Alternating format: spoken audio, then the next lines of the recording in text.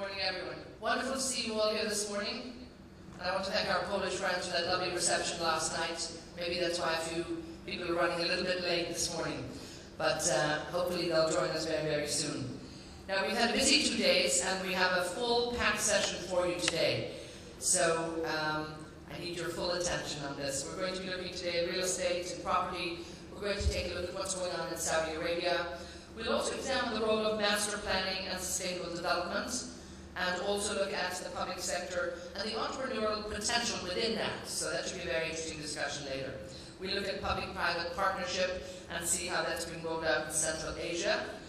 And later this afternoon, we're going to be looking at where the money is coming from, where we'll have a panel that will look at the finance, insurance, and the banking sector where it relates to investment. Then we'll also focus on sub-Saharan Africa trade and investment, and a country focus on Indonesia. And then round off our day two with a good look at the business and economics of international trade and foreign direct investment. So we have a full packed day. As well as that, we've got our country sessions going on. So I do need your full attention for the day. We'll start off this morning taking a look now at real estate and property development. We've touched on this over the last few days, but we're going to have a very intense conversation on it here now. And I'd like to introduce to you our moderator who's going to handle this session. From Roubini Global Economics, please welcome the senior economist. She is the lovely Rachel Ziemba. Thank you, Rachel.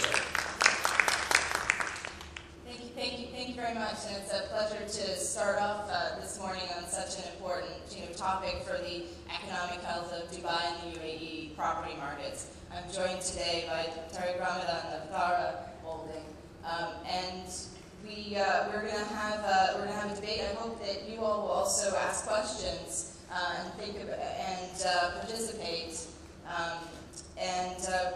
With that, I'd like to turn to Tariq and ask you to sort of share some of your impressions about the state of play in real estate right now.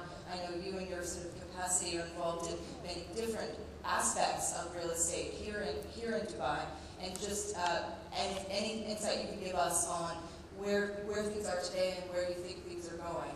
Come back to regulatory issues. Sure. Thanks, Rachel. Well, as everybody knows, the real estate market has been suffering over the past 2 to 3 years. However, specifically in the UAE, we are starting to see signs of stability. We're not there yet, but however, there are some areas and some sectors which are reaching stability. And therefore, our expectation for the sector to start to rebound sometime in 2012. Again, you have the hospitality sector, the office sector, and the residential sector. They are all performing differently. We would expect to see the hospitality sector leading the rebound in the market, followed probably by the residential, and finally by the office. Why do you think the hospitality sector is better positioned? Does that have to do with some of the pricing of some of the hospitality related sort of units? Does it have to do with tourism flows? Yeah, it's the first impact was from the supply and demand. We had a lot of supply over the past 2 years coming into the market. However, that's now starting to settle. And at the same time, due to the global financial crisis, the tourism industry and the inflow of tourists to the UAE became much less. And this, so the tourism and the hotel industry got hit first. And what we've seen in 2011, due mostly to a lot of government support and government initiatives, the tourists have started to come back, and again, mostly driven by the political uncertainties in other competing tourist destinations in the region, which drove a lot of the tourists to Dubai, and this is now starting to, I guess, support the industry and make the properties, the hospitality properties, appealing, since they are coming out of kind of almost a disaster last year. So in some ways, it's also about comparison to base. It's an improvement. You mentioned the government support and the notion of bringing tourism back. Can you talk more about how conducive the environment is, what the regulatory measures are here, and if there are further measures you think the government, the authorities could take to help continue this momentum? Well, I think they've already done a great job. Now most of the, we have two sectors. One is the, tourism, and the other one is the conferences. And both are starting to perform well this year. The government has the Dubai Festival, Summer Festival, and the Winter Festival, which are attracting a lot of tourists, even in the the hot summer days. They are coming for shopping. These two main initiatives create a lot of traffic, coupled with all the successful exhibitions, conferences, which now Dubai and also Abu Dhabi are starting to become a center for such events, and therefore attracting more and more tourists. Mostly, again, all this promoted by the government, which is really have several agencies to promote and support this sector. What about the financing environment, financing for property these days? Obviously, given the lag time of property, how's that? Yeah, what finance? What? What finance? Okay. Well, you tell it as it is, right? Yeah. Well, unfortunately, that's a problem. Yeah, it's been a big problem over the last few years, and it's really the key to the return of the property sector. It's the financing. Again, we attended a conference organized by the Land Department and Dubai International Financial Center a couple of months ago, and it was focused on applying best practices in terms of the financing infrastructure to the UAE market, mainly having the key components required for a successful financing system, which has low risk and is affordable to the investors. Key components that are missing in the market, which are again available in a lot of successful real estate markets. I think they were benchmarking against the Danish success story. You need to have a credit bureau. You need to have laws for foreclosure, and clear criteria for the loans. So you cannot give loans at 5% or 0% down payment. So all this will create a structure that will make financing available for the sector, but at the same time protect the banks and the shareholders of the bank from the defaults. Sure, in a sense, make sure there's financing for the sector, not just today, but looking forward into the future. And what role, and I would imagine one of the other problems with financing today is also that there's less foreign capital coming in to invest in. Are you starting to see that shift to some extent? That is there starting to be more foreign interest? I don't think for financing we need foreign capital. The banks they have. It's just we need the proper infrastructure that will safeguard the interest of the banks, and at the same time facilitate and provide incentive for people to actually go for it. And right now interest rates are high, terms are very difficult, and there's uncertainty about what's happening in the market. So we need something comprehensive. Again, the credit bureau is very, very important. I mean, you need to know who are you giving this money to, and what's their financial status, do they have other loans, so that you can avoid defaults and their own foreclosure. Sure, and you need a way to manage it if there are defaults or non-payments or lower performance. And do you feel that steps are being taken along that? Well, the initiative has already been started, and it's a very serious initiative, and it's a thick cooperation between the DIFC, the Dubai International Financial Center, and Dubai Land Department. So they are already starting to put the, I would say, a roadmap. They estimated 18 months to have it all completed. However, it will be completed in stages. And I know that the credit bureau has been approved by the government. So it's just a matter of time, and hopefully the full picture within the real estate will be perfect.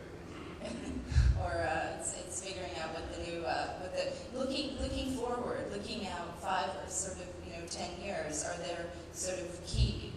How do you see how do you see some of the trends in real estate developing? Obviously, property is such a key part of the economic wealth here. Of course, the development sector, it will take some time to I guess, get back to the market, mostly because we have a lot of supply right now. So this is important. However, in terms of the property transactions, in terms of buying and selling and leasing, we expect to see a lot of activity starting next year. However, it will not be similar to the boom that was in the 2005 to 2008. But we expect to see a lot of activity in the market. And just to give you a couple of examples, things have been quiet over the past 2 years. However, we are already starting to see an increased level of inquiries, local as well as international, asking about the properties. And now this is a good indication that we will start to see transactions happening very soon. Just during the exhibition here at AIM, we had a couple, our brokerage company had a couple of inquiries for 2 full buildings from local investors. So this is, very critical. It's a very good indication that even the local, and they know the market very well. They realize now that there are opportunities. We're not saying the full market is an opportunity. However, there are areas, there are sectors which are, have reached the lowest price, and they're just about to, start increasing in terms of revenue. And again, the fact that 2 local investors are interested is for us, it's definitely a good indication that the good times are coming. So, and also getting a sense of thinking about where's the bottom. Can you talk a little bit more about new supply coming online, and particularly sort of to what extent the new supply in Abu Dhabi might have an effect on the Dubai property market? There obviously continues to be. Yeah, but we still have some supply coming into the Dubai market, as well, of course, as the Abu Dhabi market. Estimates for between now and the end of 2012 is between 20 and 30,000 units. The major supply is coming from the offices, which is probably, it's going to take a few, which is why you're more pessimistic on offices. Yeah, it will take more time to rebound or to get back. However, again, I don't know how long you've lived in Dubai, but Dubai is like an entrepreneur. Okay, you get a big hit, but you also come back very strong and very quickly. And we've seen this during the boom. So our expectation, the reverse trend, upwards trend in the market, yes, it will start slow. However, it will pick up pace very quickly later on. Sure, and to some extent, one of the reasons things have started to improve was that you started to have more of a flexibility on pricing and an assessment of better to have property being used rather than vacant, and creating a bit of a positive feedback loop, which then made certain other things more affordable. Landlords might not be happy with the lower rent, but better lower rent than no rent, and sort of that adjustment process, which is something ongoing. No, sure. Like a lot of people, look at the empty part of the recovery. But really, since prices and rents have declined by 50% or more in some areas, this has created a very inviting environment for investment companies and companies that are looking to set up regional offices, or some companies who are moving their head offices here due to tax exemptions. It made the environment very appealing, as well as for people who are living here. Their living expenses, I think rent was accounting for almost 50% of, if not more, of their salaries. Now it's under 20%. So it made it a very appealing environment to live in, or as well, the tourism part, the entertainment part is there as well. And as I said, it's that flexibility in a sense that helps provide, and again, it's also, whether it's on the office side or whether it's on the residential side. Are there other measures that, and I also want, after this, to see if there are any audience questions. Any audience, many of you know the local markets well, and so any thoughts that you have. But are there any other measures that you think, you've mentioned the dealing with foreclosures, you've mentioned a number of measures on the banking side. Are there other measures you think would be more supportive to? Well, the key thing is the financing part, that's definitely. There are, also the land department, specifically in Dubai, they've done a great job in regulating and creating a legal framework for the property transactions in Dubai. They still have a small way to go, and we hope they get even more authority to implement these laws and regulations, as opposed to everything having to go to the lengthy, legal process. This will help the industry a lot, because there's a lot of money that's just stuck in legal disputes. If this money goes back into the market, it will help. A key other concern is the service charges. Now, we know that the land department is, becoming very strict with the developers in terms of the high service charges and the maintenance fees. But it's taking some time. Once that's settled, because it's impacting the prices significantly. So once that's resolved, again, this will create more interest in the buying and selling market as opposed to the leasing. Sure. Where are you as a property developer seeing the most opportunity for where have you seen in the last year the most opportunity for revenue generation? What do you think some of it you've mentioned, and looking forward, some of it you've mentioned. If you could expedite certain of the legal and bureaucratic processes, but in terms of, is it a sectoral sort of basis? Are you also seeing costs? Are you also seeing costs of production come down, or not so much? Yeah, definitely. The costs of construction are now much lower than what they used to be. However, we've done a few analyses recently, and we realized that it's now almost, it will cost you the same to buy an existing building than to build a new one. So again, what we're saying is, for us, for the development company, for now we will be kind of observing. We will not be doing anything in the UAE, given the oversupply. However, we have our eyes open for other opportunities. I mean, we've been to Egypt before the revolution. So we've been to Egypt, we've been to Morocco, we've explored Tunisia. However, every time we go to a country, there's a revolution, so we stop going. Yeah. And I guess right now the Arab or the Middle East region, we have to be careful. We are now exploring other opportunities. Turkey is very appealing. And we're exploring some opportunities in Poland with the military property agency. They're selling the plots that were sold, that were originally owned by the military. So this is for a population of 37 million in Poland. That's an attractive opportunity to look at. We don't just have to study the rules and regulations there and the taxing. We're not used to taxes here, so we have to better understand the taxes there. And again, so there are a lot of opportunities. Definitely Morocco, if it wasn't for the recent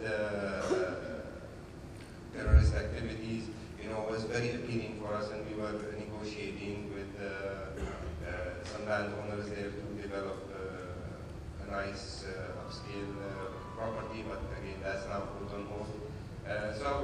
Again, the nice thing is we developed a very, very professional and high standards expertise through the development process in Dubai. Not only us, but also the local construction companies, the local consultants and architects. They've become now, they have international standards. We are appealing to investors from other countries, and they would like our expertise to come to their countries. It's just a matter of finding the proper mix and the incentives as well. Sure, and it's about those partnerships and finding the right communities, the places that are not rebuilt. Are there any comments or questions from the audience? While you think about that, I'll ask another question. So how when you go about assessing and sort of thinking about other locations, whether they be in Dubai or especially outside of the UAE, when you go about thinking about what are the criteria you use to evaluate a location, a country, Well, whether it be economic or... I guess they are the standard criteria, the political stability, the legal framework, the ability to I guess, extradite your capital and your profits after if you make them, and the laws, the incentives, taxes. So we look at all of these things, but key aspect for us is transparency within the government or the sector there, and the laws and regulations, which hopefully will assist us. Because I remember in one of the Arab countries, they had an investment incentive law for international investors, and every sentence started with "you are not allowed, you are not allowed, you are not allowed." So this shows some not very welcome. Yeah. So it's almost as if they went through all the things you weren't allowed to do and all the constraints before you had the very small amount of what you could do. Yeah. So it's very important that the country we go to is sincere and really wants investors to come, or at least the know-how or the expertise, to come to their country and structure opportunities. Maybe we can go there and we can, even if we don't have the money, we can structure the opportunities which will make the money come as part of a consortium. How important in some of these things, you mentioned that some of the project you were considering in Morocco was a development. How important is it to build and contribute to communities in some of the projects you're doing? Yeah, most of the talk right now is about low income, mid income developments, and definitely there is demand there in almost every country, especially highly populated countries. Mind you, it's also a challenge to do these such developments without subsidies or support from the government, because their profit margins are very minimum and they're very risky. This needs to start and be initiated by the government, and then the developers will come in if the terms and conditions are attractive. We have a question from the floor, sir. My name is Waqar Yusuf. What are your views on Business Bay area? The infrastructure is probably a little behind. Do you think that it will catch up soon? Well, we have information that there were directions from His Highness Sheikh Mohammed bin Rashid to finalize and finish the infrastructure in Business Bay area as soon as possible. Now, we don't have the details. I mean, we're private sector. That's probably Dubai Properties. If there was somebody from Dubai Properties, they can answer this. However, I know that there were clear directions and instructions for this area to be completed as soon as possible. And we're already actually starting to see road work happening, especially at the entrance leading to the internal roads there. I know we have another question. Good morning. With the political instability going around the region, do you think it will be a attractive thing for the UAE market, or it will be the opposite? Definitely, usually and unfortunately, Dubai benefits from all the political stabilities in the region over the past 10 and 20 years. Whenever there is a war, whenever there is political uncertainty, most of the capital in that country escapes and comes to Dubai, specifically investing in real estate or in the stock market. This time, with all the uncertainties, we are hearing about increased money in banks. However, we haven't seen the impact on the real estate sector yet. Again, we are seeing some inquiries, but not actual, buying of investments in properties. We expect this to happen sometime soon, but the money is there. It's in the banks. It came from these troubled countries to the UAE banks, and I think it's just they are exploring their options right now, and very soon we will start seeing this translated into property transactions. No, we have another question. Yes, my question basically, as if you buy properties all over the world, there are certain processes that you have to go through, and it's different from like UAE or any country in GCC or, like, for example, European countries or Far East. Is there any conversion that has been done through the processes and through the time required to register a property, a new property, or for example, if you want to resell your property? Because this makes difference,